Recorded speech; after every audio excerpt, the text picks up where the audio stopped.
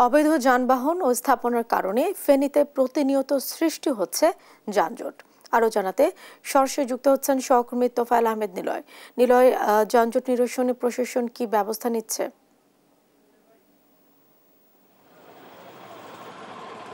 ধন্যবাদ।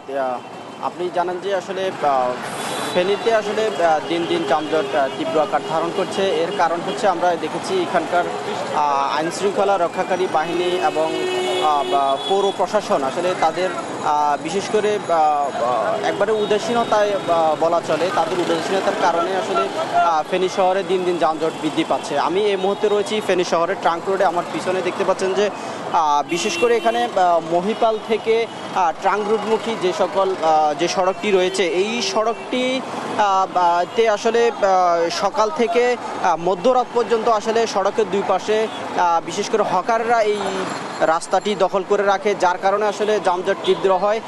এছাড়া সড়কের পাশে যে বহুতল ভবনগুলো রয়েছে, এই বহুতল ভবনগুলোর কোনোটিরও আসলে নিচে যে পার্কিং সেই ব্যবস্থা না থাকার কারণেই মানুষ তাদের পরিবহন যেমন মোটরসাইকেল, প্রাইভেট কার সহ অন্যান্য পরিবহনগুলো কিন্তু তারা সড়কে পার্কিং করে রাখে। সেজন্য আসলে যানজটের মূল বৃদ্ধির কারণ আরও একটি বলে এখানকার প্রশাসন এবং পৌর প্রশাসক বলছে। তবে এই সকল বাড়ির যে সকল পার্কিংগুলো রয়েছে সেগুলো করার জন্য আসলে পৌর প্রশাসন থেকে বারবার উদ্যোগ নেওয়া হলেও কিন্তু কোনো বাড়ির মালিক কিন্তু সেগুলো বাস্তবায়ন করছে না। তবে আমরা সম্প্রতি সময় শুনেছি ফেনী পৌর প্রশাসক তারা বলছে যে যে সকল বাড়ির মালিকগুলো রয়েছে, যে সকল বাড়িগুলোর নিচে আসলে পার্কিং নেই, সেগুলোর বিরুদ্ধে আসলে আইনানুগ ব্যবস্থা গ্রহণ করবেন বলে কিন্তু তারা বলছে। তবে আমরা এখানকার পুলিশ প্রশাসনের সাথে কথা বলি, যেটি জানতে পেরেছি যে গত ২ মাসে ফেনীতে আইন শৃঙ্খলা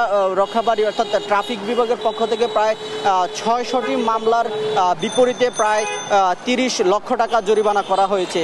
বিশেষ করে ফেনীতে অবৈধ পরিবহনের সংখ্যা বেড়েছে। অবৈধ পরিবহনের সংখ্যা বাড়ার সাথে সাথে আসলে মানুষের যে সড়কগুলোতে আসলে যানজট সৃষ্টি হয়েছে, এই যানজট নিরসনে প্রশাসন সার্বক্ষণিক তৎপর রয়েছে বলে আমাদেরকে তবে জানিয়েছেন। তবে বিশেষ করে ফেনীর যেমন ট্রাঙ্ক রোড, মহিপাল এবং সদর হাসপাতাল মোড় এবং রেলগেট, বড় মসজিদের পাশে অর্থাৎ সেন্ট্রাল হাই স্কুলের সামনে এই সড়কগুলোর আসলে খুবই দুরবস্থা। এই সড়কগুলোতে আসলে কোনোভাবেই যানজট নিয়ন্ত্রণ করা যাচ্ছে না।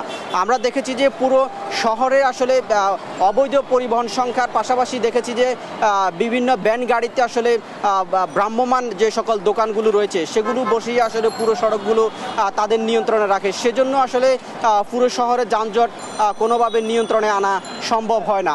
তবে এখানকার পৌর প্রশাসন এবং পুলিশ প্রশাসন বলছে দ্রুত সময়ের মধ্যে এই সকল অবৈধ পরিবহন এবং যে সকল ভ্রাম্যমান দোকান অর্থাৎ হকাররা রয়েছে তাদের বিরুদ্ধে আইনানুগ ব্যবস্থা গ্রহণ করবেন এবং তাদের বিরুদ্ধে ব্যবস্থা গ্রহণ করলে আসলে পৌরবাসী স্বস্তিতে এবং শান্তিতে নির্বিঘ্নে যাতায়াত করতে পারবে বলে পৌরবাসী বলছে। তবে বিশেষ করে এই সকল যানবাহনের কারণে আসলে হাসপাতালমুখী মানুষরা কিন্তু সবচেয়ে বেশি বিভাগে পড়তে হয়। তো এই ছিল আমার কাছে যানজট নিয়ে সর্বশেষ তথ্য।